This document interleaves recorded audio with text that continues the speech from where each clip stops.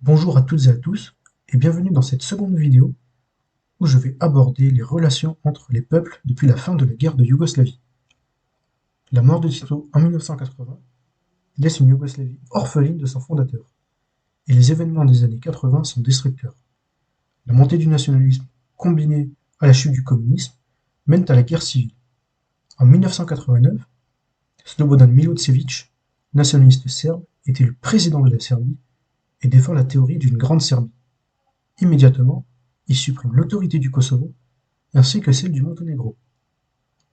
Face à la montée du nationalisme serbe, les pays constituants de la Yougoslavie déclarent tour à tour leur indépendance, en commençant par la Croatie et la Slovénie.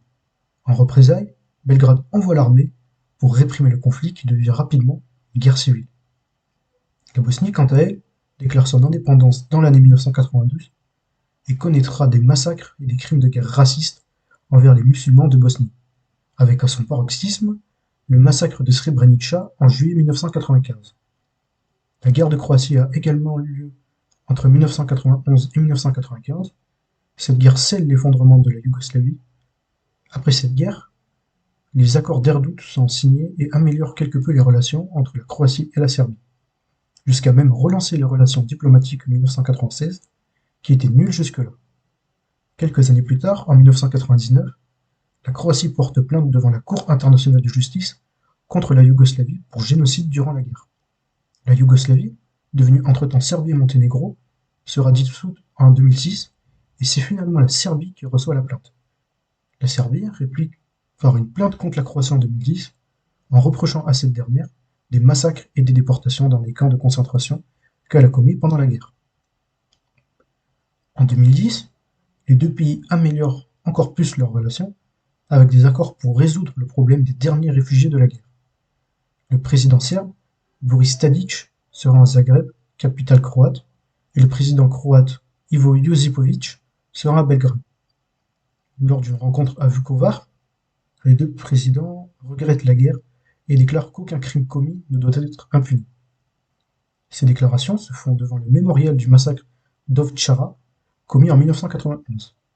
Ce rapprochement entre les deux pays, c'est plus un rapprochement vers l'Union européenne, puisqu'en 2013, la Croatie entre officiellement dans l'Union européenne et en 2023, elle adopte officiellement l'euro. On a vu ici que les relations se sont améliorées depuis la fin de la guerre au niveau politique, mais il y a toujours des rivalités entre les peuples, notamment dans le domaine du sport. En effet, le sport en Yougoslavie était un élément fédérateur, notamment avec le football. La Yougoslavie a été un acteur important avec 2 finales de championnat d'Europe et 2 demi-finales de Coupe du Monde. Ayant terminé première de son groupe de qualification au championnat d'Europe 1992, mais venant d'entrer en guerre, elle est disqualifiée. C'est le Danemark, second du groupe de qualification, qui hérite de la place de Yougoslavie et qui gagne la compétition contre toute attente. Et au niveau national, on peut noter que l'Étoile rouge de Belgrade remporte la Ligue des champions en 1991. Avec la guerre, le pays ne peut pas participer aux différentes coupes internationales et les pays d'ex-Yougoslavie connaissent peu de succès, sauf la Croatie qui performe en Coupe du monde de football en terminant troisième en 1998, finaliste en 2018 et de nouveau troisième en 2022.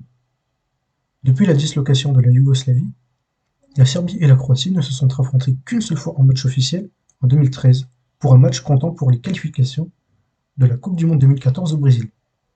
Malgré les rapprochements qui se sont faits entre les deux pays sur le plan politique, pour les civils, la tendance est nettement différente. Pour éviter les débordements, les supporters serbes n'étaient pas présents. L'hymne serbe est sifflé par les supporters croates, et malgré l'annonce de la police croate que des chants insultants contre les joueurs serbes pourraient mener à une interruption du match, les supporters croates ont scandé à plusieurs reprises au début de la rencontre « Tue le Serbe » jusqu'à l'ouverture du score de la sélection croate dès la 23e minute. Le football reste malgré tout de ferveur populaire dans les Balkans, et certaines organisations de supporters sont violentes et commettent des chants racistes et nationalistes. Lors d'un match de Coupe d'Europe en septembre 2022 entre le Partizan Belgrade et l'OGC Nice, les Serbes ont déployé des banderoles affirmant l'appartenance du Kosovo à la Serbie. les enjeux de reconnaissance du Kosovo restent sensibles. En effet, en 2021, lors des matchs de qualification pour la Coupe du monde 2022 au Qatar, le Kosovo doit jouer l'Espagne, et cette dernière déclare les territoires du Kosovo et non le Kosovo. L'Espagne fait partie des rares pays de l'Union européenne qui ne reconnaissent pas le Kosovo, qui a menacé de boycotter le match si son hymne n'était pas chanté. L'Espagne s'est défendue en justifiant cela pour ne céder aucun terrain aux volontés d'indépendance de la Catalogne et du Pays basque.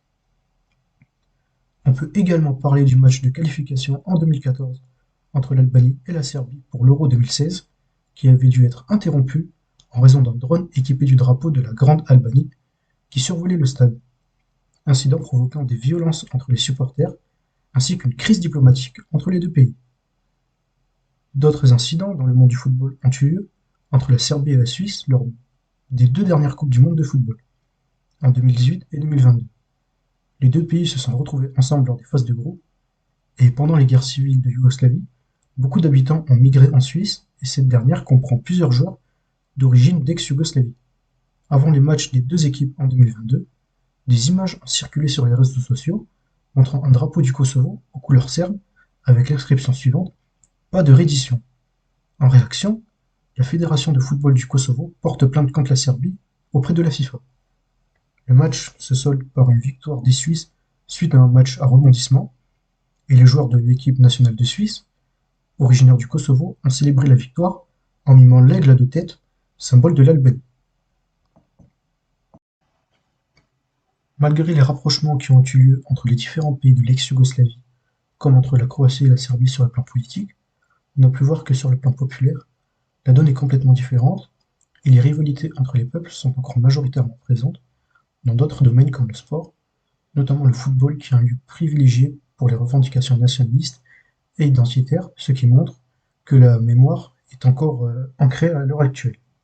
Comme on a pu le voir à travers plusieurs exemples, les positions de pays extérieurs ont également de l'influence, comme l'Espagne qui ne reconnaît pas l'indépendance du Kosovo et fait partie des 5 pays de l'Union européenne qui ne reconnaissent pas le pays, avec la Grèce, la Slovaquie, Chypre et la Roumanie.